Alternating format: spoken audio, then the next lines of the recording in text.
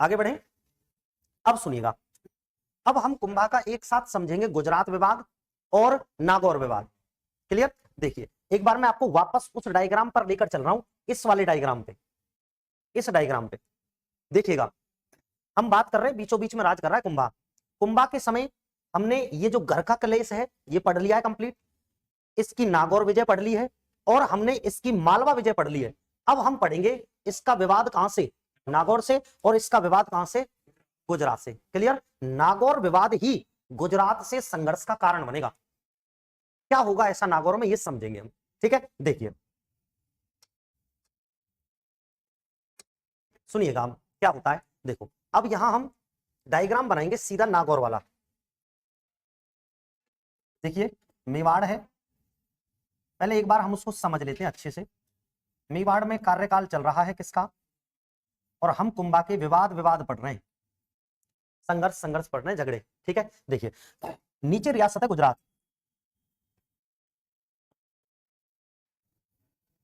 कोई दिक्कत नहीं है, यहां गुजरात है। गुजरात का जिससे विवाद होगा, जिस राजा से, वो राजा है जिससे कुंभा का विवाद हुआ, कुतुबुद्दीन शाह।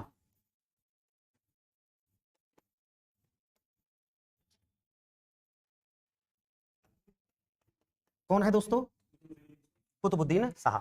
नागौर चलिए, अब नागौर में क्या होता है देखो, ये नागौर है, अच्छे से समझिएगा, जो मैं शब्द बोल रहा हूं उन पर ध्यान देना। यहां कुंभा का फिरोज खां से कोई बड़ा विवाद नहीं हुआ, फिरोज खां से झगड़ा नहीं हुआ, फिरोज खां की हो गई मृत्यु, मर गया फिरोज खां। उसकी मृत्यु के बाद इस गद्दी का हकदार कौन है, भाई बड़ा पुत्र है शम्स खां। ठीक है, इसका छोटा भाई है कौन, मुजाहिद खां।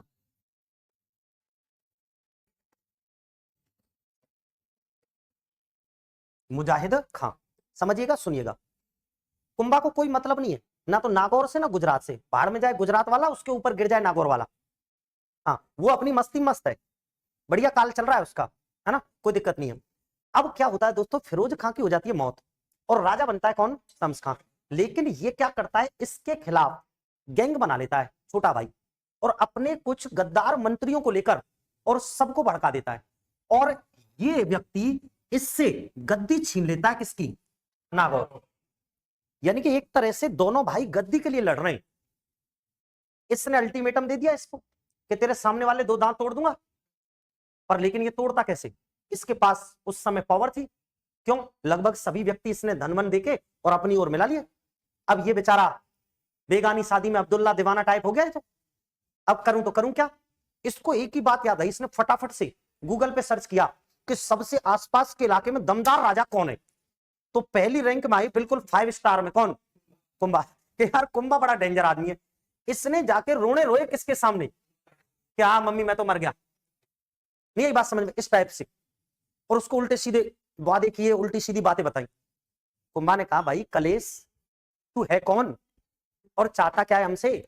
उसने कहा महाराज मैं फिरोज खां का बड़ा बेटा हूं, उस गद्दी का असली हकदार कौन हूं, मैं हूं, पर लेकिन मेरा भाई बड़ा नालायक है मुजाहिद खां, उसने अपने जैसे नालायकों की गैंग बना के और मुझसे गद्दी छीन ली है और मुझे भगा दिया है। कुंभा ने कहा यार देख, पिता की मौत के बाद हकदार तो बड़ा बेटा ही होता है, तो इसमें तो तू बिल्कुल फील कर रहा है इस बात को, तो कि भाई तू तो सही है। कुंभा के मंत्रियों ने कहा महाराज ये रियासत ठीक नहीं है हमारे लिए, आपके पिताजी ने घर में घुस घुस के मारा था इनको, उसी का बेटा है ये, मोकल का युद्ध भूल गए आप, फिरोज खां को हराया था, नागौर पर एक बार अधिकार कर लिया था किसने, मोकल ने, और रामपुरा के युद्ध में हराया था किसको। तो इसने कहा कुंभा से, जब मंत्री आग में घी डाल रहे थे, कुंभा को कह रहे हेल्प मत कर इसकी, तो ये कह रहा महाराज देखो पुरानी बातों पे डालो मिट्टी, यार अब देखो सरकार अपनी है तो शुरुआत भी अपन करेंगे, नया रिश्ता जोड़ लेते हैं महाराज, प्लीज आप मेरी मदद करो। कुंभा ने कहा सुन भाई हम तेरी मदद तो कर देंगे लेकिन हमारी 2 शर्तें होंगी। तो इसने फटाफट पूछा, कम से कम राजी तो हुआ भाई मदद के लिए। बोल महाराज क्या शर्त रहेगी, बोल एक तो तू हमारी अधीनता स्वीकार करेगा, पहली शर्त कि तू हमारे क्या हो जाएगा, अधीन, और हमें क्या देगा, टैक्स। इसने कहा महाराज डन है, क्यों, इसके पास तो कुछ था ही नहीं बेचारे के पास, इसका तो बीपीएल कार्ड भी घर रह गया था, एटीएम कार्ड भी घर था, क्योंकि उसने भगा दिया। इसने कहा महाराज बिल्कुल राजी हूं मैं, टैक्स दूंगा, जितना आप कह दोगे उतना दूंगा। और सुन बेटा रुक जा, एक शर्त और है। कुंभा बोल रहा है एक और है, बोल महाराज बताओ दूसरी शर्त यह कि तू हमारी परमिशन के बिना नागौर दुर्ग की मरम्मत नहीं करवाएगा वर्तमान में। कहीं ऐसा ना हो, देखो राजा ऐसा क्यों करते थे, क्योंकि ऐसा ना हो कि कुंभा इसको यहां का राजा बना दे और ये नागौर दुर्ग को बिनानी सीमेंट से बना दे। अब और कुंभा कोई गालियां दे तो इसका मतलब कुंभा को तो तोड़ना पड़ेगा नागौर, तो उसकी तो ज्यादा मैन पावर लगेगी। तो इसलिए राजा दूसरे राजा के घर को, गढ़ को मजबूत नहीं होने देता था। इसका हर खुफिया दरवाजा हमें पता होना चाहिए। जब हमसे गाली देगा जब ही कूटेंगे जाके इसको, है ना। इसने कहा महाराज मैं आपके बिना पूछे तो सीमेंट ही नहीं खरीदूंगा, इसका मतलब क्या नहीं करवाऊंगा, मरम्मत। कुंभा ने कहा ठीक है। कुंभा नहीं गया। अगर कुंभा जाता तो ये कपड़े खराब कर देता, नहीं आई बात समझ में, अरे गीले पीले कर देता अगर कुंभा जाता तो। कुंभा नहीं गया। कुंभा ने सेना भेजी, सेना ने मार मार के रबड़ बना दिया किसको, और ये भाग गया। सेना राजा बना के आ गई किसको, शम्स। अब शम्स करदाता है, करदाता किसका, इसने दोस्तों 6-8-10 महीने तक तो बढ़िया सुबह सुबह गुड मॉर्निंग का मैसेज डाल देता कुंभा को, बढ़िया संबंध रहे दोनों के, और समय समय पे good morning good afternoon sir नमस्ते वगैरह कर लेता। लेकिन पता नहीं कौन सा ही भूत आया इसमें, 6-8 महीने बाद इसने कुंभा को ही ब्लॉक कर दिया, खत्म। कुंभा के मंत्री आते कि महाराज वो टैक्स, अरे भागवा ऐसे कोई टैक्स नहीं है। इसने कुछ समय बाद, कुछ वर्षों बाद टैक्स देना ही बंद कर दिया, खत्म। और तो और बिनानी सीमेंट से दीवारें बनवाना शुरू कर दिया, यानी कि मरम्मत कार्य शुरू कर दिया। इसने रूल ब्रेक किया, संधि तोड़ दी इसने। कुंभा ने बार बार इसके पास मैसेज वगैरह डाले कि भाई एक बार मुझसे संपर्क साध या फिर मेवाड़ में उपस्थित हो जा, क्या समस्याएं तेरी उनको मैं सुनूं, फिर उनको सॉर्ट आउट करूं। पर इसने कहा भाई राजा है, राजा पहले जी लगाया कर, राजा जी लिखा कर पहले मैसेज में। कुंभा को बड़ा क्रोध आया। कुंभा ने कहा आक्रमण,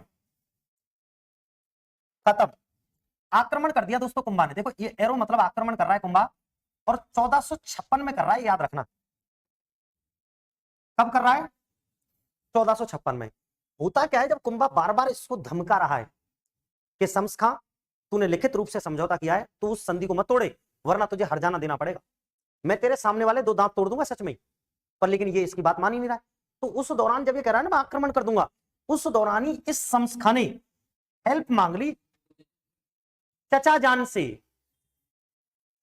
ये दूर का चाचा है इसका, और फोन कर दिया चाचा को कि चाचा संकट आने वाला है। उसने कहा बेटा संकट कहां से आ रहा है बता, और बोले संकट नहीं, संकट का बाप आ रहा है। कुंभा आए तीसरे दिन मुझे मैसेज डालता है और कह रहा है आज आया कल आया। अरे उसने कहा ऐसे कुंभा बुंबा बहुत घूमते हैं, बहुत देखे हमने ऐसे कुंभा, तू टेंशन मत ले, जब तक तेरा चाचा तेरे साथ है ना तुझे मौत भी नहीं छू सकती, सबको गाली दे आसपास के इलाके में। वो ठीक है चाचा गाली तो दे लूंगा, लेकिन सेना वेना तो भेज दे। इसने दोस्तों लगभग 2000 की सेना भेज दी थी। कई राइटर कहते हैं 2000 थी, कई कहते हैं भाई 2,500-3,000 थी। आप मान लो कम से कम 2000 की, हमें संख्या तो नहीं पूछी जाएगी। इसकी सेना पहले ही कुंभा के अटैक से पहले ही जाके बैठी है नागौर में, मतलब इसको तो कुंभा ने कूटा ही कूटा, इस सेना को और प्रसाद दे दिया। बड़ी गड़बड़ हो गई भाई। सेना के हारने का मतलब यह है रियासत हार गई। कुंभा ने नागौर पर अधिकार कर लिया। इतना क्रोधित हुआ कुंभा, कीर्ति स्तंभ प्रशस्ति में लिखा गया है, कुंभा लिखवा रहा है उसमें कि मैंने 1456 में क्रोधित होकर नागौर पर अटैक किया, शम्स खां को वहां से भगा दिया, गुजरात की सेना को कूटा, कुतुबुद्दीन शाह नहीं था, सेना थी, और नागौर दुर्ग में जो निर्माण हो रखे थे उनको पूरी तरह से तोड़ दिया। नागौर दुर्ग को मैंने चारागाह में बदल दिया, ध्वस्त कर दिया, ऐसा लिख रहा है कीर्ति स्तंभ प्रशस्ति में। नागौर में ये लिखवा रहा है कुंभाई, ठीक है, इस प्रशस्ति को लिखवा रहा है नागौर विजय को। आगे बात समझ में। इसकी जो सेना है वो कुट पिट के पहुंची कहां, गुजरात। सेनापति कह रहे हैं महाराज आपने हमें गधे की सिफारिश में भेज दिया। सेनापति से पूछा कि सेनापति उस दौरान हुआ क्या था। महाराज हुआ क्या था, इस गधे ने अपनी बाइक स्टार्ट कर ली, हम सोच रहे थे भाग रहा है, हम भी भाग लिए। अरे भाई मुख्य सेनापति अगर मजबूत नहीं है ना तो सेना हारेगी, या वो गुजरात की हो या मेवाड़ की हो, कैप्टन मजबूत होना चाहिए। अब ये तो गधा टाइप आदमी है, उसको गीदड़ भभकियां दे रहा है, गालियों पे गालियां दे रहा है, जब वो आया कूटने तो ये तो भाग लिया, सेना भी भाग ली। इस हार का बदला लेने के लिए इसने अटैक कर दिया किस पर, मेवाड़ पर। और इसने कहा अब बदला कौन लेगा, कुतुबुद्दीन शाह को बच्चा समझ लिया उसने, जैसे इस टावर को कूट लिया हाँ, नानी याद दिला दूंगा मैं। किसको? कुंभा को। इसका एक मंत्री था, उस मंत्री ने कहा महाराज ऐसा ना हो गरम गरम पंजीरी आपको भी मिल जाए, आप कुछ जल्दबाजी कर रहे हो। तो उसने कहा तू जानता नहीं हमारी शक्ति क्या है। और महाराज शक्ति भक्ति को तो छोड़ो, दुश्मन को कभी हल्का नहीं आंकना चाहिए। और अभी दुश्मन भयंकर टीआरपी में चल रहा है, कुंभा बहुत पॉपुलर है। हाँ, और अजय अभी कोई हरा नहीं पा रहा है उसको। तो उसने कहा मंत्री क्या कहना चाहता है, तू हमें डरा रहा है या मोटिवेट कर रहा है? बोल महाराज कुछ भी समझ लीजिए। सुनो, मैंने ये सुना है कि कुंभा ने पहला शतक जो लगाया था ना, वो सिरोही के खिलाफ लगाया था इस प्लेयर ने। बोल क्यों, क्या हुआ था? बोल महाराज सिरोही में और मेवाड़ में चल रहा था सीमा विवाद, तो इसने सिरोही के राजा को कूटा है। बोलिए सैसमल, भाई गुजरात के समीप है ना सिरोही। बोलिए सैसमल को। हाँ हाँ। तो बोलो उसका क्या करूं मैं? उसको सिंपैथी वाला मैसेज डाल दूं क्या सैसमल को, यार तू गलत कूटा है? बोल महाराज आप भी बिल्कुल गधों वाली बात क्यों करते हो, ढंग से बात किया करो। दुश्मन का दुश्मन दोस्त। बुलाओ सैसमल को। अब सैसमल से संपर्क साधा किसने? सैसमल, सैसमल भी वही टाइप का आदमी, बिल्कुल सैड सॉन्ग सुन रहा है वो तो, मेरी बर्बादी का जश्न मनाओ यारो टाइप का। क्यों? उसके दो बड़े एरिया छीन लिए कुंभा ने, आबू और बसंतगढ़। आबू में गढ़ बनवा दिया कुंभा ने, और बसंतगढ़ में भी गढ़ का निर्माण करवा रहा है कुंभा। ये निर्माता बहुत बड़ा है, याद रखिएगा। तो अब वो तो वैसे ही बावड़ा सा घूम रहा है। बोल सैसमल हमने सुना है कि तुझे बहुत कूटा था कुंभा ने। बोल महाराज वो पुरानी बातें हो गई, वो तो अब तो यार हो जाता है, उस दिन हमारा दिन नहीं था, अपना बल्ला नहीं चला तो क्या करें। उसने छक्के छक्के मारे। बोल सुन तुझे एक मौका और दे रहा हूं, तू मेरे साथ हो जा, अपन दोनों कूट लेते कुंभा को। अरे तुझे ज्यादा कुछ अगर मैंने ना दिया तो तेरे 2 इलाके तो दिला दूंगा। सैसमल कह रहा है यार ये मेरे लिए देवदूत बन के आया है, ये तो अल्लाह का बंदा है, फरिश्ता है मेरे लिए, कि ये कह रहा है तुझे तेरा आबू दे दूंगा और बसंतगढ़ दे दूंगा। सैसमल हो गया किसकी ओर? कुतुबुद्दीन शाह की ओर। अब देखना क्या होगा। मैं ये कह रहा हूं कुंभा तो एक तरह से सीरियल है, कुंभा एक तरह से क्या है, बिल्कुल सीरियल टाइप चल रहा है। अब ये चोरी छुपे आ रहे हैं दोनों के दोनों। इसकी सेना ये नहीं आया है क्योंकि इसको पता है अपन कुट जाएंगे, सेना। और आ रहा है इनके साथ कौन? सैसमल देवड़ा। बेवड़ा नहीं है, देवड़ा है, लेकिन काम बेवड़ा टाइप ही कर रहा है। देखो इन दोनों ने धीरे धीरे बढ़ रहे हैं कहां की ओर? आप ओर। क्योंकि वो सिरोही वाला कह रहा है कि सुनो रास्ता मैंने देखा है, अपन पहाड़ी इलाके से एंट्री करेंगे और कुंभा को तो पता ही नहीं चलेगा, उसके बहुत ज्यादा नजदीक पहुंच जाएंगे। क्योंकि जो हाईवे है ना, जो 4 लाइन और 6 लाइन हाईवे मेवाड़ वाले, उनपे कुंभा ने लगा रखे सीसीटीवी कैमरे। अपन तो गुप्त मार्ग से चलेंगे। ये जैसे ही आबू और बसंतगढ़ के नजदीक पहुंचे, कुंभा ने यहां अपनी 3000 की सेना बिठा रखी है, वो वेलकम के लिए तैयार है। इनको नहीं पता था अंदर सेना बैठी है, ये तो आराम से जा रहे हैं, मस्ती आया, आबू दुर्ग को जीत लेंगे। नजदीक पहुंचे, सेना ने गढ़ के दरवाजे खोले और टूट पड़ी सेना। इसका जो सेनापति है कुतुबुद्दीन शाह का, वो अपनी जान बचा के भाग रहा है, और सैसमल देवड़ा अपनी जान बचा के भाग रहा है, दोनों भागे। दोनों हार कर वापस पहुंचे किसके पास? कुतुबुद्दीन शाह के पास पहुंचे। कुतुबुद्दीन शाह का मंत्री कह रहा है महाराज देख लो वही काम हो गया ना, शत्रु को कभी हल्के में नहीं आंकना चाहिए। कुतुबुद्दीन शाह कह रहा है यार ये तो कमाल हो गया, गुजरात की सेना बैक टू बैक 2 बार बैक फुट पर गई, एक बार यहां एक बार यहां, और इस बार तो वो नालायक देवड़ा और था हमारे साथ, उसने कुछ नहीं किया। तो सेनापति बोला महाराज वो तो सबसे पहले बाइक स्टार्ट कर लिया, हमने सोचा बेटा ये भी भाग गया तू भी भाग ले। इसके 2-2 बार हारने की सूचना, सुनिएगा, इसके 2-2 बार हारने की सूचना राजस्थान पत्रिका में छप गई। कैसे ऐसे? कुंभा तो यार बड़ा गजब का है, वो नागौर वाले को भी हराता है, गुजरात वाले को भी हराता है, सिरोही को हराता है। अब वो समाचार पत्र, आप समझ नहीं रहे हो, इसकी सूचना पहुंची कहां पे? मालवा में। कहां पहुंची सूचना? और मालवा में एक लंबा चौड़ा रिकॉर्ड लेके बैठा है कौन? महमूद खिलजी। महमूद खिलजी फर्स्ट का दोस्तों एक मंत्री है, ताज खां। कौन सा खां? ताज खां। ठीक है, इस महमूद खिलजी प्रथम का मंत्री है ताज खां। ये ताज खां सूचना लेके पहुंचा खिलजी के बाद। खिलजी आराम से सुबह सुबह बैठा है, नॉर्मल, कोई दिक्कत नहीं है। बोल महाराज महाराज आज तो बहुत महत्वपूर्ण समाचार लेकर आया। तो उसने कहा यार वैसे ही जिंदगी में खुशी के समाचार बहुत कम देता है तू, हमेशा रोने के और दुख के देता है, ला सुना दे। बोल महाराज बहुत अच्छा समाचार है कि आप अपने आप को अकेला मत सोचो कि आपका अकेले का रिकॉर्ड पिटने का है। तो वो खिलजी कह रहा है नालायक सुबह सुबह पिटेगा क्या? अपमान कर रहा है हमारा। महाराज सुनो पहले पूरी बात। महाराज आपका ही रिकॉर्ड नहीं है कुंभा के हाथों पिटने का। मुझे ऐसा लगता है अगर ऐसा ही चलता रहा तो आपका रिकॉर्ड भी ब्रेक कर देगा कौन? कुतुबुद्दीन शाह। मंत्रियों को ज्यादा पता होता है। खिलजी ने पूछा क्या हुआ? अरे महाराज कुतुबुद्दीन शाह की सेना को 2-2 बार हराया कुंभा ने, इसलिए तो मैं कह रहा था आप अपने आप को मत सोचिए कि आप ही हार रहे हो बार बार, पर लेकिन हाँ आपके पास लंबा चौड़ा रिकॉर्ड है भाई 5-5 बार हारने का। बोल चुप हो जा तू नालायक। महाराज ये तो सूचना है और अब बताता हूं समाधान आपकी हर पराजय का बदला लेने का, आपकी हर पराजय का बदला लेने का। ठीक है, हाँ सुनिएगा।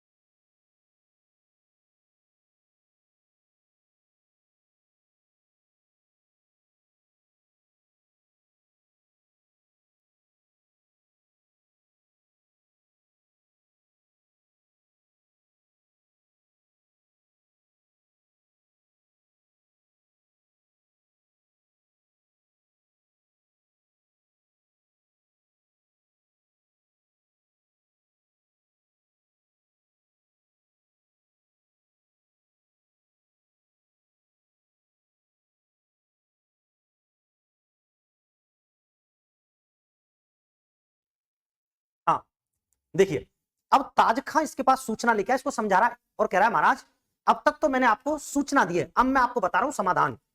आपकी हर पराजय का चुन चुन के बदला लेने का दिन आ गया है। तो कहता है मूर्ख कैसे? बोलो महाराज सुनो, दुश्मन का दुश्मन क्या होता है? दोस्त। दोस्ती कर लो किससे? कुतुबुद्दीन शाह से। तो इसने कहा यार ये अपन से दोस्ती क्यों करेगा? बोल महाराज नहीं करेगा तो आपकी तरफ पिटेगा। बोले यार ये बात भी सही है। अब ये व्यक्ति प्रस्ताव लेके आया किसके पास? कुतुबुद्दीन शाह के पास कि आप दोनों कर लो संधि, और संधि होगी चंपानेर की संधि। संधि मतलब चंपानेर, और ये संधि होगी दोस्तों 1456 में। देखिए कुंभा कितना अद्भुत राजा है। 1456 में इसको भी हराया कुंभा ने, पीछे लिखा था अभी मैंने। 1456 में नागौर भी विजय किए कुंभा ने, और 1456 में इससे भी लड़ रहा है कुंभा, सबको मार रहा है 1456 में, है ना। इन दोनों ने टाई अप कर लिया और दोनों ने शर्त रखी कि सुन भाई सैसमल, और सॉरी सुन भाई खिलजी, और सुन भाई कुतुबुद्दीन शाह, अपन दोनों मिलकर आक्रमण करेंगे किस पर? कुंभा पे या मेवाड़ पे, और कुंभा को मारने के बाद दोनों आधा आधा बांट लेंगे मेवाड़ को। देखो कितने बढ़िया ख्याल है इनके। क्या ये मार पाएंगे कुंभा को? इन दोनों को कूटेगा कुंभा, तभी तो कुंभा को कहते हैं श्रेष्ठ विजेता, श्रेष्ठ निर्माता। इन दोनों को मारेगा कुंभा, और उस मैदान को छोड़ के सबसे पहले बाइक स्टार्ट करके ये भागेगा, और उस गरीब को फंसवा दिया, उसको धर दबोचा वापस। हाँ वो चढ़ गया थे। अब इन दोनों में संधि हो जाएगी। कौन सी संधि? चंपानेर की संधि के तहत ये अगले साल मतलब आक्रमण कर देंगे दोस्तों। ये आक्रमण कुंभलगढ़ वाले इलाके में हुआ था वैसे, यहां से इन्होंने सेना में प्रवेश किया सेना ने, और अब दोनों में युद्ध होगा बदनौर का युद्ध। कौन सा युद्ध? बदनौर पहले पड़ता था भीलवाड़ा में, अब वर्तमान में पड़ता है ब्यावर में। कहां पर पड़ता है? ब्यावर में। ब्यावर में दोनों सेनाएं मिलकर आई हैं, ठीक है, किसकी? गुजरात की और मालवा की। और इन दोनों सेनाओं को ही कूटने आ रहा है, लड़ने आ रहा है इनसे। कौन? कुंभा। बदनौर का युद्ध हुआ, बदनौर के युद्ध में भयंकर हार हुई। किसकी? मालवा की और गुजरात की। दोनों ही सेनाओं को हरा दिया किसने? कुंभा ने। और बदनौर युद्ध में विजय के बाद कुंभा एक माता का मंदिर का निर्माण करवाएगा, कुशाल माता। कौन सी माता? कुंभा श्रेष्ठ निर्माता है, वो हर बड़ी विजय के बाद कुछ ना कुछ बनवा रहा है। आगे के बात समझ में? ठीक है, तो ये जो नागौर का उत्तराधिकारी संघर्ष था, नागौर में जो विवाद हो रहा था दोनों भाइयों में, वही कारण बना गुजरात और मेवाड़ के झगड़े का। ऐसा पेपर में प्रश्न पूछा जा चुका है, बहुत शानदार, बहुत डीप प्रश्न था ये। आगे की बात समझ में? यहां आपको रट्टाफिकेशन वाला मामला नहीं चलेगा, यहां पूरे कंसेप्ट को आपको समझना पड़ेगा कि उस समय स्थिति क्या बन रही थी। आ रही ना बात समझ में? अब हम इसको लिखना शुरू कर दें। पहली हेडिंग लगाएंगे हम, कुंभा की नागौर विजय। हेडिंग लगाइए, कुंभा की नागौर विजय। इधर लिखा हुआ है वो सब कुछ।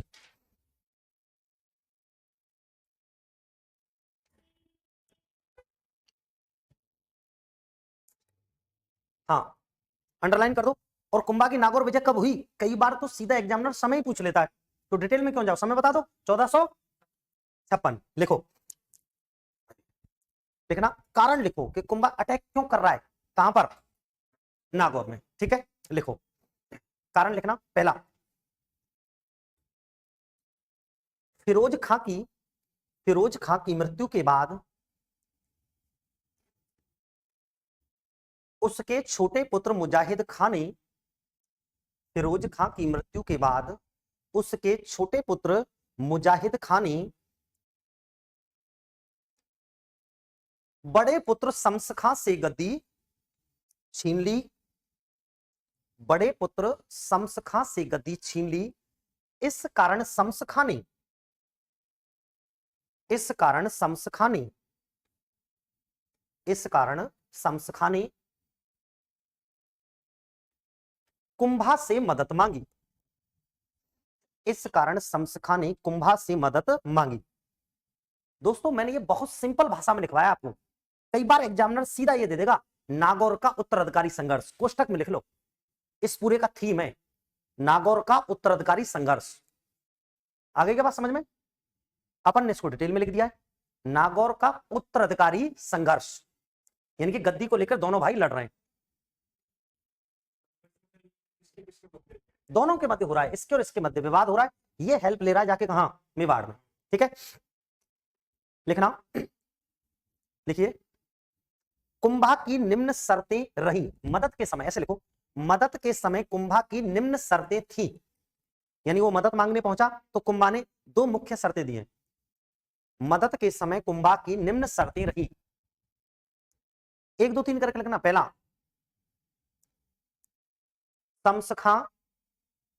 शम्स खां मेवाड़ की अधीनता स्वीकार करे, और शम्स खां मेवाड़ की अधीनता स्वीकार करे और मेवाड़ को कर दे।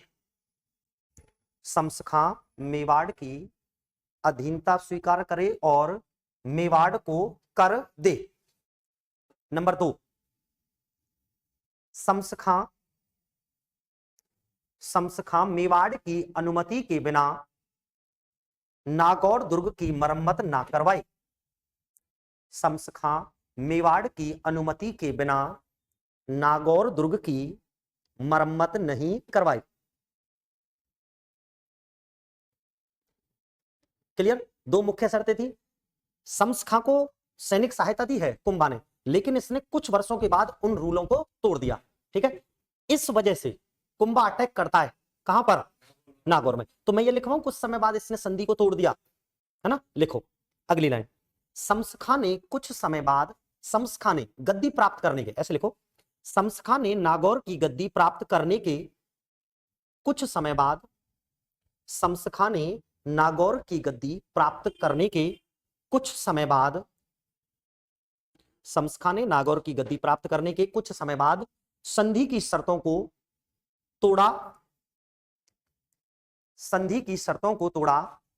इस कारण राणा कुंभा ने 1456 में, इस कारण राणा कुंभा ने 1456 में नागौर पर आक्रमण कर अधिकार कर लिया। 1456 में नागौर पर आक्रमण कर क्या कर लिया दोस्तों? अधिकार कर लिया।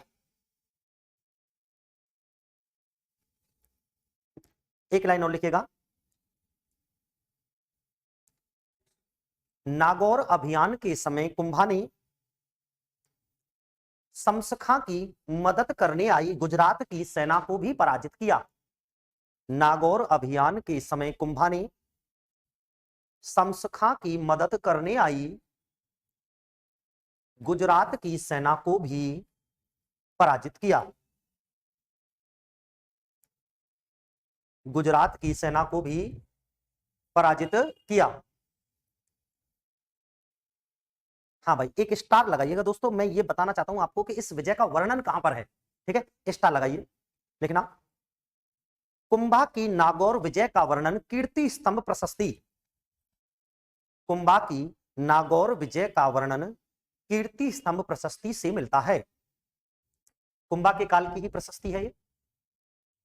कुंभा की नागौर विजय का वर्णन कीर्ति स्तंभ प्रशस्ति से मिलता है। क्लियर? देखो, अगर आप लिखना चाहो तो लिख लेना डिटेल में क्या लिखा है उस प्रशस्ति में। वो प्रशस्ति ये कह रही है कि कुंभा ने 1456 में नागौर पे आक्रमण किया और कुंभा इतना क्रोधित हुआ कि उसने नागौर के दुर्ग को चारागाह में बदल दिया, तोड़ दिया जितने निर्माण हुए थे, और वहां पर उसने कूटा किसको और किसकी सेना को कूटा। ये पूरी बातें लिखी गई किसमें? कहीं पेपर में आ जाए भाई नागौर दुर्ग को क्या चारागाह में बदल दिया था? हाँ, बदल दिया था। ऐसा लिख रहा है किसमें? कीर्ति स्तंभ प्रशस्ति में, कि वो इतना क्रोधित हुआ क्योंकि उसके रूल तोड़ दिए, संधि तोड़ दी किसने? शमशा ने। स्टार लगाइएगा नीचे। लिखना, नागौर का उत्तराधिकारी संघर्ष ही, ये जो नागौर विवाद है, नागौर का उत्तराधिकारी संघर्ष ही मेवाड़ और गुजरात रियासत के विवाद का मुख्य कारण बना।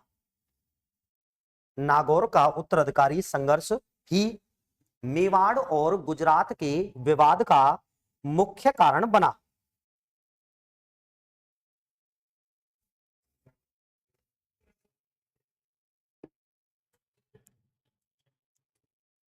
गुजरात के विवाद का मुख्य कारण बना, है ना?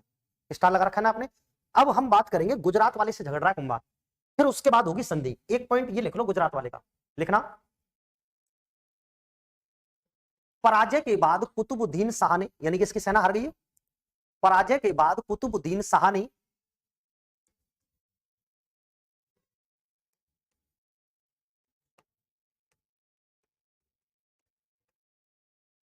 अपने सेनापति मलिक साहबान, साहबान लिख देते हैं कई जगह ना, अपने सेनापति मलिक साहबान, साहबान लिख देते हैं कई जगह ना, मलिक साहबान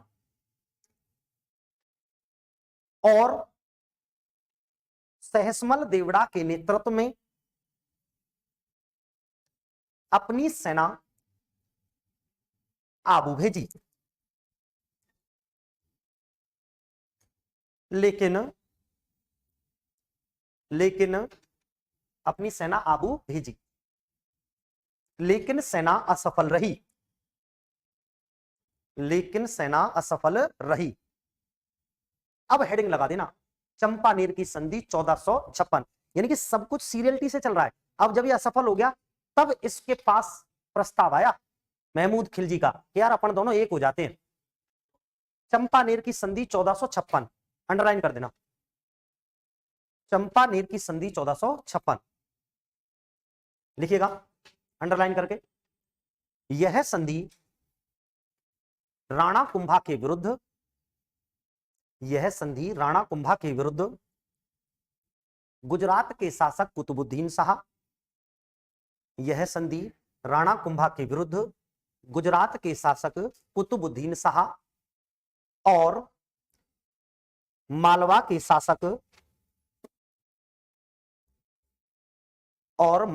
शासक महमूद खिलजी प्रथम, महमूद खिलजी प्रथम में हुई। भाई गुजरात के तो कौन है इसमें? कुतुबुद्दीन शाह है गुजरात का, और मालवा का कौन है? महमूद खिलजी फर्स्ट। अगली लाइन लिखना, इस संधि का मीडिएटर लिख दो, यानी कि मध्यस्थता कौन कर रहा है इस संधि में? ताज खां। इस संधि का मीडिएटर है कौन? ताज खां। हाँ, बिचौलिया जिसको बोल सकते हो आप।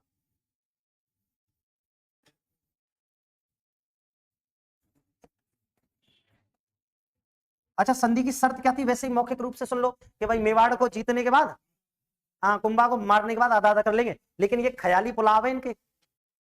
अरे भाई मन में सोच रहे हैं, ऐसे थोड़ी जीता जा सकता है। तो अब युद्ध होगा, देखो संधि हो गई, ठीक है। अब युद्ध सुनो, युद्ध होगा बदनौर का युद्ध। कब होगा दोस्तों? 1457। देखो जीतने वाला राणा कुंभा,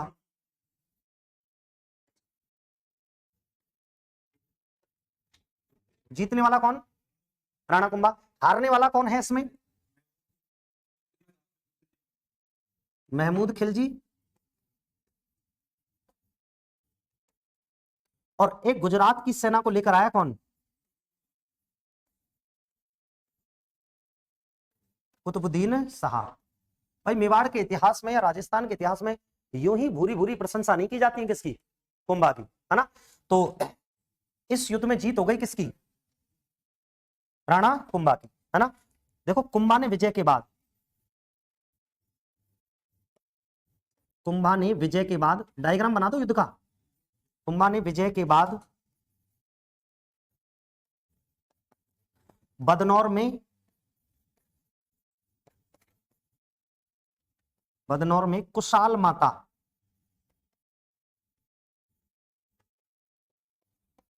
माता के मंदिर का निर्माण करवाया।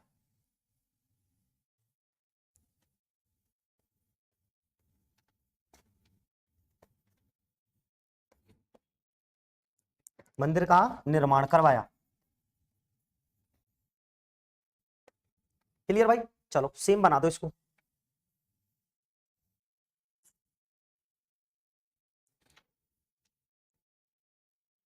कुशाल माता के मंदिर का क्या करवा रहा है? वो निर्माण करवा रहा है।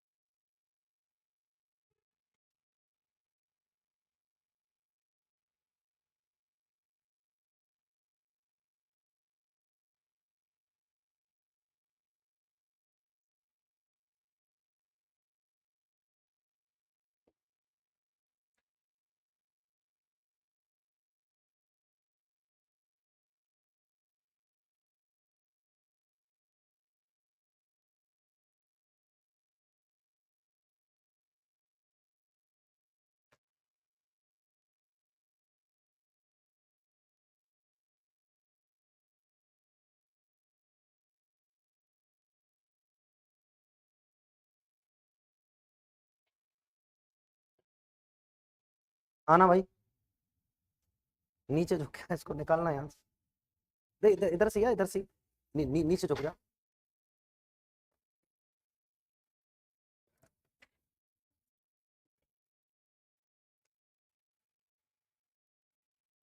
हाँ बस,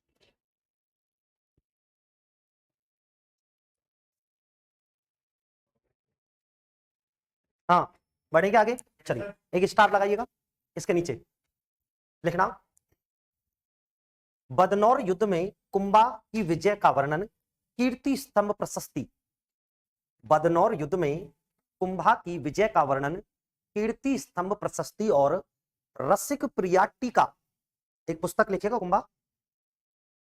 बदनौर युद्ध में कुंभा की विजय का वर्णन, कीर्ति स्तंभ प्रशस्ति और रसिक प्रिया टीका। कुंभा की पुस्तक है, हम बात करेंगे आगे। रसिक प्रिया टीका में मिलता है। क्लियर? अब सुनिएगा, देखो दोस्तों एक बार मैं वापस उसी डायग्राम पर लेकर जाता हूं। ये कुंभा के जो संघर्ष है ना, इनको याद रखना हर स्टूडेंट के लिए इतना आसान नहीं है। कुंभा को बहुत डिटेल में पढ़ रहे हैं हम। देखिए एक बार वापस सुनना, मेवाड़ पर कुंभा है, सिरोही विवाद खत्म, मालवा विवाद खत्म, घर का विवाद खत्म, नागौर विवाद खत्म, गुजरात विवाद खत्म, है ना। अब बचाए कौन सा? मारवाड़। हम कंप्लीट समझ रहे हैं उसको, ठीक है।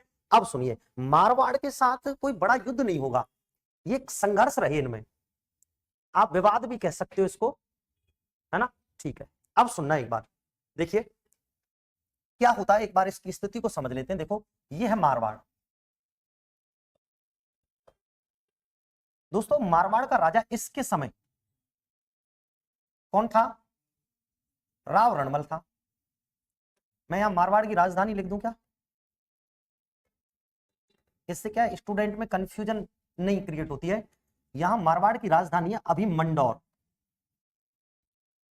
क्या चल रही है राजधानी? मंडौर, ठीक है भाई। गद्दी तो राजधानी में होती है ना। मंडौर पे जो राज कर रहा है या मारवाड़ पे जो राज कर रहा है कुंभा के समय, वो है राव रणमल। कौन है दोस्तों? राव रणमल है। मैं बिल्कुल आपको अच्छे से समझा रहा हूं इसको। देखो यहां मेवाड़ है, इधर मेवाड़ है भाई। मेवाड़ पर राज चल रहा है किसका? मेवाड़ पर कुंभा का राज चल रहा है, कोई दिक्कत नहीं है। कुंभा का संरक्षक है कौन? राव रणमल।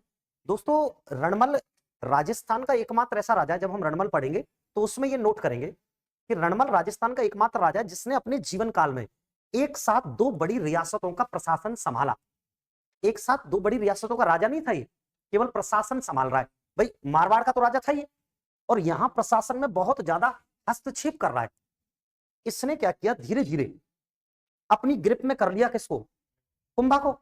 और जितने भी बड़े बड़े डिपार्टमेंट थे उन सब में लाके बिठा दिया अपने राठौड़ बंधुओं को, क्योंकि यहां पर कौन सा वंश राज कर रहा है भाई? राठौड़ वंश राज कर रहा है यहां पर। अब ये बात खलने लगी, चुभने लगी सिसोदिया सामंतों को, और जो इसके और भी परिवारजन हैं जो सामंत हैं, उनको ये बातें चुभने लगी। वो नोटिस करने लगे यार रणमल पता नहीं क्या चाहता है। अपने जितने भी मिलने वाले हैं जिनसे सीईटी भी पास नहीं हुई थी, है ना, एक भाई नाम ही सीईटी का क्या है आप देख लेना, डेफिनेशन क्या है उसकी, कॉमन, हाँ हाँ समझ गए समझ गए। वो भी पास नहीं हुई उनसे, उन सबको लाके बड़े बड़ी नौकरियों पर बड़े बड़े पदों में बिठा दिया। कहां पर? मेवाड़ में। ये बातें नोटिस करने लगे सिसोदिया सामंत, और वो विरोधी बनने लगे धीरे धीरे किसके? रणमल के, ठीक है। एक रीजन तो ये है रणमल की हत्या का, रणमल की मौत का। एक रीजन ये है कि देखो रणमल पहली बात तो मेवाड़ में रह रहा है, मैंने लिखा इधर है रणमल को, लेकिन रणमल रह कहां पर रहा है? मेवाड़ में। दूसरा रीजन सुनना दोस्तों, ये जो रणमल है इसकी एक प्रेमिका है, ये इलू इलू करता था, है ना, और उसका नाम है भारमली। अब सुनिएगा भाई क्या होता है। भारमली इसकी जो बहन है हंसाबाई, उसकी दासी थी, और उस दासी के साथ इलू इलू कौन करता है? रणमल करता है। इसकी दासी मत बना देना इसको, मैंने इसलिए स्पष्ट लिख दिया ये प्रेमिका है इसकी, है ना। मैं सभी रीजन बता रहा हूं इसके कि कैसे इसके खिलाफ माहौल बिगड़ गया मेवाड़ में। अब नोटिस कर रहे हैं इसको और जो बुद्धिजीवी लोग हैं, सिसोदिया जो लोग हैं, भाई यहां सिसोदिया राज कर रहे हैं, भाई कुंभा भी तो सिसोदिया है ना, है ना। तो वो लोग क्या सोचते हैं कि यार ये रणमल पता नहीं क्या करना चाहता है, बड़े बड़े पदों पे बिठा दिया लाके। इस बात को लेकर रणमल का दरबार में विवाद हो गया कुंवर चूड़ा के भाई राघव देव से। अरे इसी के साथ का सेनापति है वो, है ना, राघव देव। दोस्तों सुनिएगा मैटर थोड़ा गंभीर है यहाँ, कई स्टूडेंट भ्रमित हो जाते हैं यहाँ, क्योंकि स्टूडेंट वहीं भ्रमित होता है जहां इलू इलू आ गया, और वो भावनाओं से डिसीजन लेता है, उसको नहीं पता इतिहास में क्या हो रहा है, और वो तो ऐसे सोचता है कि हाँ बढ़िया काम चल रहा है भाई, ठीक है। सुनना, राघव देव एक दिन राणा जी नहीं आए थे दरबार में, तो भाई राजा तो बाद में आता है, पहले सब लोग बैठ जाते हैं, गद्दी खाली पड़ी है। तो ये राघव देव तंज कस देता है, ताना मार देता है किस पर? रणमल पर। और रणमल से कहता है हंसकर राघव देव कि यार रणमल जी बड़े दिन से यार दिमाग में दिल में एक बात घूम रही है, आप अगर बुरा ना माने तो यार बोल दूं भाई, और भी वहां सामंत बैठे हैं और भी मंत्री बैठे हैं, तो सब करें महाराज बोलो। रणमल भी कह रहा अरे यार राघव देव जी, आपकी किस बात का अब तक हमने बुरा माना है, बताइए कहिए। तो अब तंज कस रहा है राघव देव किस पर, रणमल। और रणमल से सीधा कहता है राघव देव कि महाराज इरादे तो नेक हैं आपके। तो रणमल ने बोला क्या बात है भाई, क्या मतलब है, क्या कहना चाहते हो। बोले यार मैं ये देख रहा हूं कि जितने भी फेलियर बंदे हैं राठौड़, उन सबको ऊंचे ऊंचे पदों पे हमारे सर पे बैठा दिया है आपने। अरे भैया कब्जा करना चाहते हो, हमें भगाना चाहते हो, बर्बाद करना चाहते हो, क्या चाहते हो। अब माहौल विपरीत बन गया, सब लोग ये कह रहे हैं यार बात तो बिल्कुल सही कह रहा है राघव देव। इस बात को लेकर भयंकर तू मैं हो गई दरबार में कि राघव देव जुबान को लगाम दे, क्या बकवास कर रहा है तू। जैसे ये झगड़ने लगे तो हम जैसे आप जैसों ने चुप करा दिया। तभी जो बंदीपति खड़ा है उसने अनाउंसमेंट कर दिया, सावधान राणा जी पधार रहे हैं। अब सब चुप हो गए, लेकिन राघव देव खटक गया किसकी नजरों में, रणमल की गुप्तचर विभाग में बड़ी अच्छी पकड़ है। इसने अपने जितने भी खुफिया एजेंट थे ना, उन सबको बता दिया कि जल्दी से जल्दी गेम बजा डालो किसका। 2-4 दिन बाद ही आकस्मिक राघव देव की हो गई मृत्यु, मरवा दिया उसको। जो चश्मदीद गवाह थी उस दिन दरबार में, वो लोग सब शक की निगाहों से देख रहे हैं किसको, कि यार 100% इसी ने मरवाया, या वो अपने आप ही मर गया, वो हार्ट अटैक से मर गया, वो नहीं देख रहा कोई। सब ये कह रहे हैं यार इसी ने मरवा दिया शायद इसको। इसका दोस्तों सुनिए, अब कहानी पलट जाएगी, सुनना। इसका जो भाई है ना, भाई बड़ा, वो है कुंवर चूड़ा। चूड़ा लिख दो या चूड़ा लिख दो, है ना, कुंवर चूड़ा। कुंवर चूड़ा इसका बड़ा भाई है, छोटा है। जैसे ही पता चला राघव देव की मौत का, किसको, कुंवर चूड़ा को। कुंवर चूड़ा कहा यार शेर अभी बूढ़ा हुआ है, मरा थोड़ी है, मतलब हमारे भाई को सल्टा दिया। उनसे पूछा सब जो जितने भी मेंबर थे कि भाई उस दिन क्या हुआ था। बोल महाराज गालियों की नौबत आ तो गई थी, लेकिन किसी ने गालियां दी नहीं थी, हमने संभाल लिया था। तो कुंवर चूड़ा ने सोचा दिल और दिमाग से कि यार 100% ये जो रणमल है ना, इसी ने भाई को मारा है। अब ये कुंवर चूड़ा रणमल के विरुद्ध भड़का रहा है किसको, और कुंभा से कह रहा है कुंभा तेरी आंखों पे पट्टी पड़ चुकी है, अरे तू बावला हो गया बावला, तुझे ये नहीं पता कि तेरा ताऊ लगता है कौन, और तेरे ताऊ की मेवाड़ी सरदार की और हत्या हो जाती है, और तू ये कह रहा है मेरे पास कोई सीसीटीवी फुटेज नहीं है। भाई कुंभा ये कह रहा है कि महाराज मैं मान रहा हूं इसने हत्या की है, लेकिन मेरे मंत्री जांच कर रहे हैं, कोई रिपोर्ट तो मिलने दो, कोई सबूत तो मिलने दो। पर कुंभा को भड़का रहा है इसके खिलाफ, कौन, कि तेरी आंखों पे पट्टी पड़ चुकी है, तू बिल्कुल एक्सेप्ट ही नहीं करना चाहता है कि रणमल ने मरवाया है। तो कह रहा है महाराज 2-5-10 दिन का मुझे समय दो, जब तक मैं सबूत जुटा रहा हूं, और मैं कड़ी से कड़ी सजा दूंगा रणमल को। दोस्तों गुप्तचर विभाग में बड़ी अच्छी पकड़ है किसकी, किसी दूत ने, दीवारों के भी कान होते हैं, मैसेज दे दिया रणमल को, और रणमल से कहा रणमल तेरे खिलाफ कान भर रहा है कुंभा के, कौन, रणमल बड़ा रिस्की आदमी है, बड़ा डेंजर आदमी है। रणमल ने सोचा अब तो कुंभा का एक गेम बजा देता हूं, खत्म, ना रहेगा बांस और ना बजेगी बांसुरी। अरे बोले तू यही तो कह रहा है ना, कुंभा सजा देने की बोल रहा है मुझे, कड़ी से कड़ी सजा दूंगा, मैं कोई ना कोई एक्शन करूंगा, ले कुंभा को सल्टा देता हूं। अब ये इलू इलू करता किससे, भारमली से। ये कुंभा को मारने में भारमली की मदद लेगा। कैसे, इसने भारमली को जब भी भारमली से मिलता तो उसको एक ही गाना सुनाता है कि देख भारमली मैं तेरा राजा और तू मेरी रानी बावली, और यहीं यहीं रुक जाता, आगे नहीं बताता। बोल भारमली मैं तेरा राजा तू मेरी रानी, और बावली रानी बना के रखूंगा तुझे, टेंशन मत ले। तो भारमली को पता था कि महाराज तो बेवड़े हो जाते हैं, ऐसे ही बोलते रहते हैं। एक दिन आया रणमल भारमली के पास, और भारमली इधर, बोल जी महाराज, और भारमली सच बता रहा हूं तू नौकरानी बनने योग्य ही नहीं है। बोल महाराज इसका मतलब मेरा डिमोशन होगा, आप तो कहते थे प्रमोशन करूंगा। बावली तू डिसीजन कर, तू रानी बनना चाहती है, नौकरानी ही मरना चाहती है। उसने कहा महाराज देखो यूपीएससी क्रैक करने के लिए तो बोलना मत, क्योंकि मैं ज्यादा नहीं पढ़ पाऊंगी। करना क्या है सीधे शब्दों में ये बताओ। बोल सुन भारमली, इसको जहर की शीशी लाके दे दी। बोल देख भारमली ये है जहर। बोल महाराज इसको पी जाऊं क्या। अरे बावली पूरी बात सुन, यह है जहर, आज जाके इस जहर को मिला दे किसके भोजन में, दे दे किसको। दोस्तों एक बार तो भारमली सहम गई, क्यों, आपसे आज कोई बोले आके ये सपोज करो राहुल गांधी जी बोले कि तू मोदी को जहर दे दे और मैं बन जाऊंगा सीएम और तुझे कोई ना कोई मंत्री पद दे दूंगा, तो माना आप रिस्क ले सकते हो, लेकिन एक बार तो सहम जाओगे कि यार मोदी को जहर देने को बोल रहा है, कैसे दे दूं, है ना।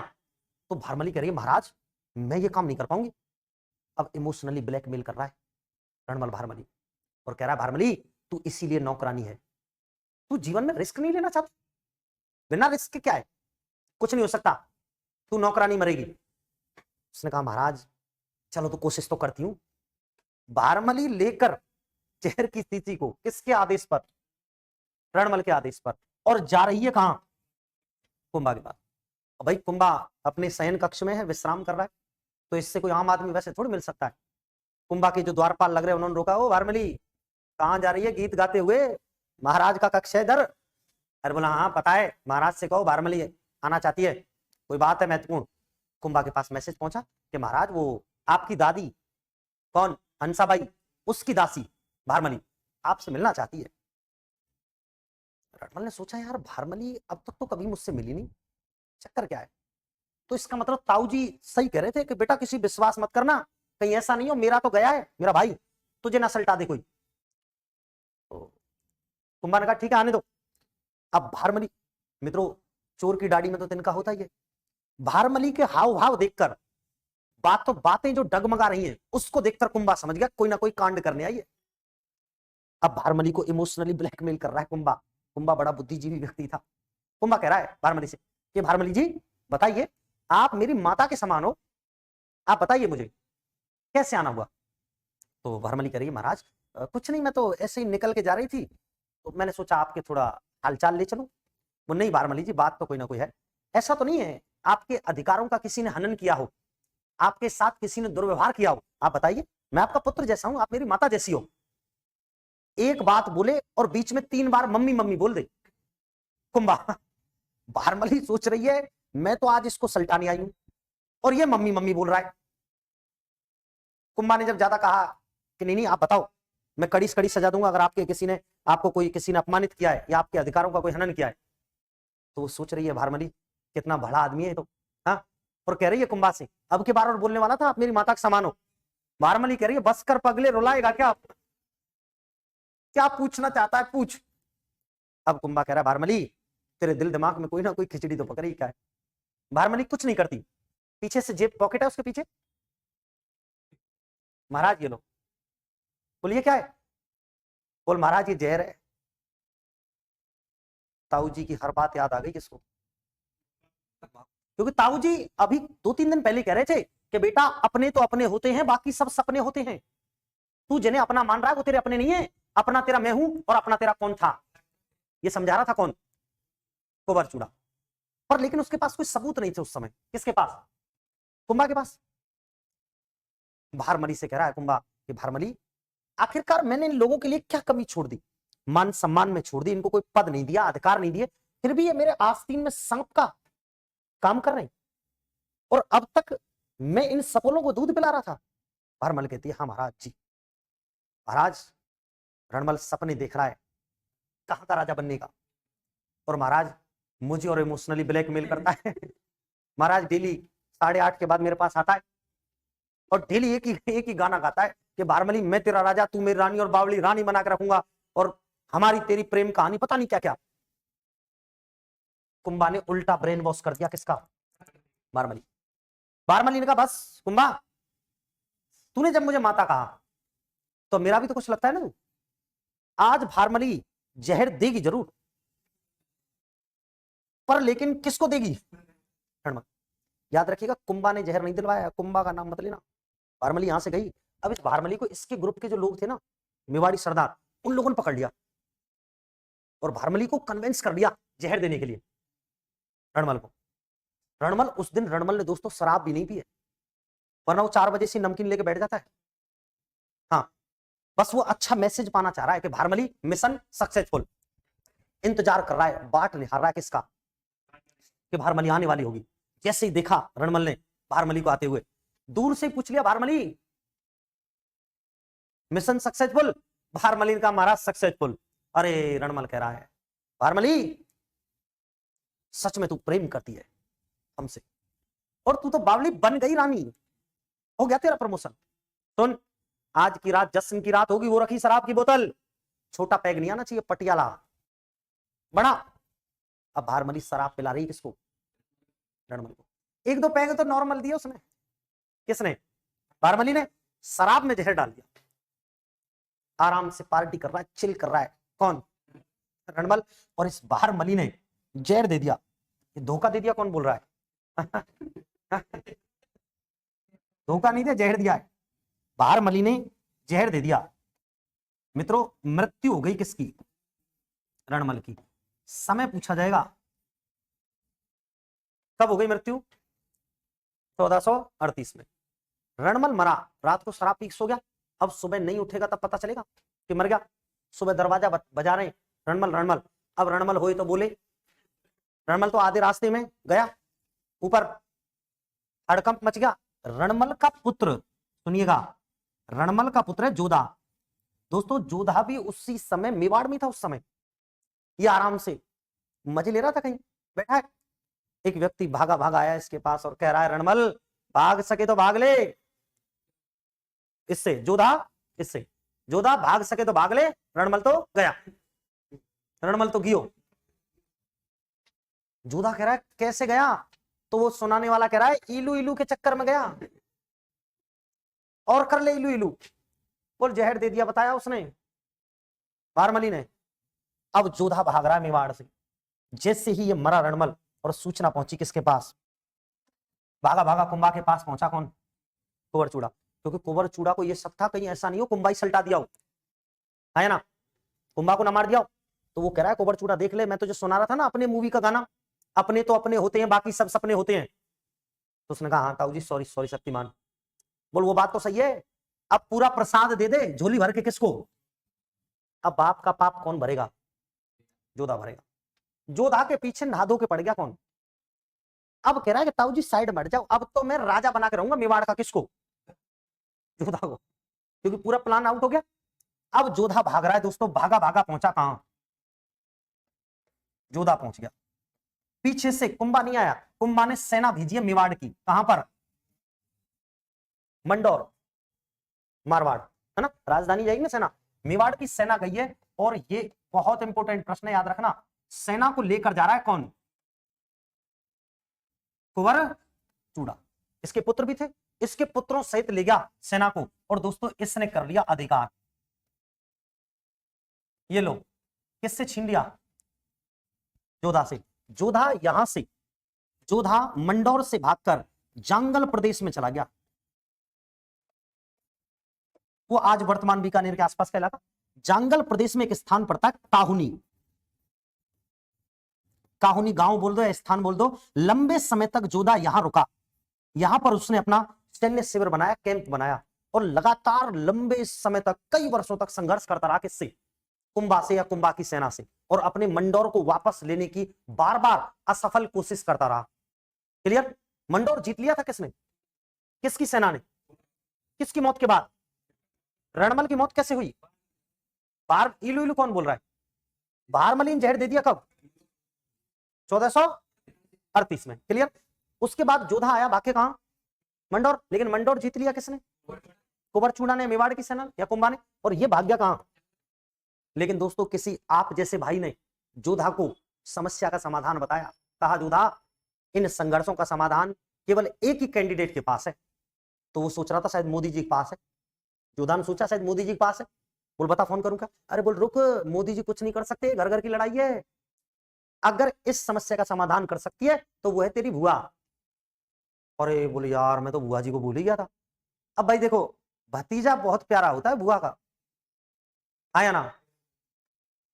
अरे उसके एक तरह से उसका वंश है वो, उसकी जो परिवार पद्धति है वो आगे चलेगी। भतीजे से भाई, भाई से भतीजा, भतीजे से उसकी संतान। बुआ का दिल पिघल गया। किसके लिए? जोधा के लिए। इसकी दादी है हंसाबाई और इसकी बुआ है ना। अरे ब्लड रिलेशन क्लियर है ना? बता देना, पढ़ा दूंगा। ब्लड रिलेशन, वो रक्त संबंध वाला टॉपिक। अब मैसेज पहुंचा किसके पास? किसके पास? हंसाबाई के पास। हंसाबाई इसकी तो बुआ जी है, और इसकी दादी है। अब हंसाबाई दोनों पक्षों को बिठाएगी और दोनों में जो बैर बढ़ता जा रहा है उसको समाप्त करवा देगी 1453 में। और एक संधि होगी आवल बावल की संधि, आंवले बबूल की संधि। क्लियर?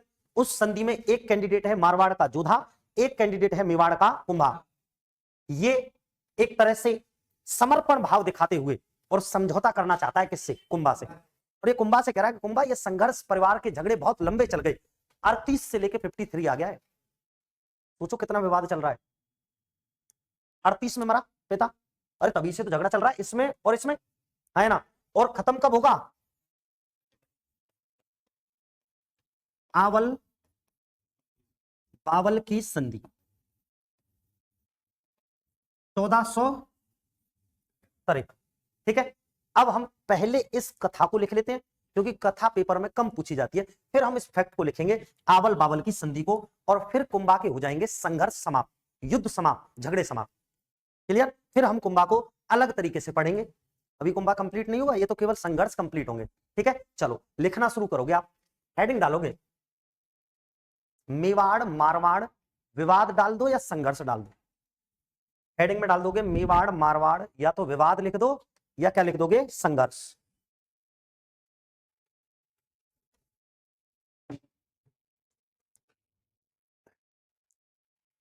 बढ़ें क्या साथियों आगे? लिखना, रणमल कुंभा का संरक्षक रहा, रणमल कुंभा का संरक्षक रहा, और रणमल ने मेवाड़ के प्रशासन में अत्यधिक हस्तक्षेप किया। अब देखो शॉर्ट में लिख रहे हैं पूरी कहानी को। रणमल कुंभा का प्रशासक रहा, सॉरी कुंभा का संरक्षक रहा, और रणमल ने मेवाड़ के प्रशासन में या तो हस्तक्षेप किया लिख दो या अत्यधिक हस्तक्षेप किया, और अपने सहयोगी ऑब्लिक संबंधियों, और अपने सहयोगी ऑब्लिक संबंधियों को मेवाड़ में उच्च पद दिए। मेवाड़ में अपने सहयोगी एवं संबंधियों को मेवाड़ में उच्च पद दिए। इस कारण रणमल का विवाद मेवाड़ी सरदारों से हुआ। इस कारण रणमल का विवाद मतलब झगड़ा, तू मैं। इस कारण रणमल का विवाद मेवाड़ी सरदारों से हुआ। अगली लाइन, इस विवाद के कारण रणमल ने मेवाड़ी सरदार राघव देव, इस विवाद के कारण रणमल ने मेवाड़ी सरदार राघव देव की हत्या करवा दी। इस कारण रणमल ने मेवाड़ी सरदार राघव देव की हत्या करवा दी, राघव देव की हत्या करवा दी, और रणमल ने अपनी प्रेमिका भारमली के माध्यम से, और रणमल ने अपनी प्रेमिका भारमली के माध्यम से राणा कुंभा को भी मारने का प्रयास किया। अपनी प्रेमिका भारमली के माध्यम से राणा कुंभा को भी मारने का प्रयास किया। अगली लाइन लिखिए, लिखना, मेवाड़ी सरदारों ने 1438 में, मेवाड़ी सरदारों ने, कुंभा का नाम नहीं आएगा इसमें, याद रखिएगा, मेवाड़ी सरदारों ने 1438 में भारमली के माध्यम से, 1438 में भारमली के माध्यम से शराब में जहर दिलवाकर, भारमली के माध्यम से शराब में जहर दिलवाकर रणमल की हत्या करवा दी, रणमल की हत्या करवा दी। अच्छा, अब बाद में क्या होगा? अब विवाद होगा किस किस में? जोधा और कुंभा में। लिखो, रणमल की मृत्यु के बाद, रणमल की मृत्यु के बाद जोधा और कुंभा में संघर्ष हुए। रणमल की मृत्यु के बाद जोधा और कुंभा में संघर्ष हुए, यानी कि लड़ाई झगड़े हुए, है ना। इसी लाइन में लिखना, इन संघर्षों के तहत कुंवर चूड़ा ने मेवाड़ की सेना लेकर, इन संघर्षों के तहत कुंवर चूड़ा ने मेवाड़ की सेना लेकर मारवाड़ की राजधानी मंदौर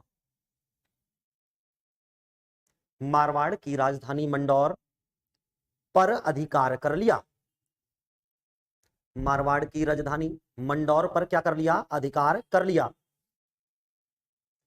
अगली लाइन लिखेगा, जोधा ने मंदौर छोड़कर जांगल प्रदेश के काहुनी, जोधा ने मंदौर छोड़कर जांगल प्रदेश के काहुनी नामक स्थान पर शरण ली। जोधा ने मंदौर छोड़कर जांगल प्रदेश के काहुनी नामक स्थान पर शरण ली। क्लियर भाई? अब सुनिएगा, अब समझना आवल बावल की संधि को। अब कहानी दोनों ओर से पहुंच चुकी है आवल बावल की संधि पर। देखिए, आवल बावल की संधि,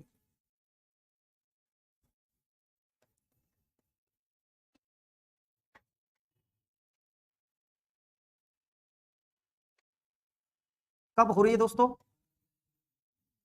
1453 में। ठीक है, अगर संधि में पक्ष पूछ लिए जाए, पक्ष, तो देखो एक तो मारवाड़ है, मारवाड़ का राजा कौन है? ये मारवाड़ का कुंभा कौन बता रहा है? जोधा। ठीक है, और एक पक्ष है किसका? मेवाड़ का है। ठीक है, एक पक्ष है किसका? मेवाड़ का, और मेवाड़ का कौन है? राणा कुंभा है। देखिए, एक पक्ष है मेवाड़ का, और मेवाड़ का राजा कौन है?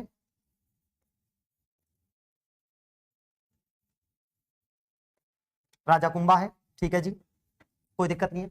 एक पक्ष है कौन सा? मारवाड़ का, और मारवाड़ का राजा कौन है? राव जोधा है। सुनो, देखो ये संधि कैसे हुई है। इस संधि के तहत मेवाड़ और मारवाड़ की सीमाओं का निर्धारण किया जा रहा है। यानी कि कुंभा कह रहा है अपनी दादी से कि दादी, ये लोग हड़पना चाहते थे, ये आस्तीन के सांप थे और ये हड़पना चाहते थे मेवाड़ को। इन लोगों ने मेवाड़ और मारवाड़ की जो बाउंड्रियां, जो सीमाएं, उनको खत्म कर दिया। तो दादी समझा रही है, हंसाबाई देखो, अगर आपसे ये पूछ ले इस संधि की मीडिएटर कौन है, तो आप कहोगे हंसाबाई। दोनों को एक मंच पर लाने वाली कौन है? हंसाबाई। ठीक है, देखो इस संधि के तहत मेवाड़ और मारवाड़ की सीमाओं का निर्धारण हुआ। याद रखिएगा, आप नोट डाल के लिखना है कि भाई संधि के तहत क्या हुआ है। मेवाड़ और मारवाड़ की सीमाओं का निर्धारण, सीमाएं बना ली। जोधा को अल्टीमेटम दे दिया कुंभा ने, और ये कहा कुंभा आज तो बीच में आ गई है कौन? मेरी दादी और तेरी बुआ हंसाबाई। लेकिन ऐसा हो सकता है कि दादी एक दो सर्दियों की और है, बस दादी सल्ट जाएगी। और अगर दादी सल्ट गई और तू मुझसे जिंदगी में कहीं मिला, तो मैं कंफर्म तेरे दो दांत तोड़ दूंगा सामने वाले। वो भी कह रहा है कुंभा से कि देख ले, मैं भी देख लूंगा तुझे। लेकिन आखिरकार जोधा को झुकना पड़ रहा है। क्यों? जोधा का जो पक्ष था ना, पिता पक्ष, उसकी कमजोरी थी, उसकी कमी थी।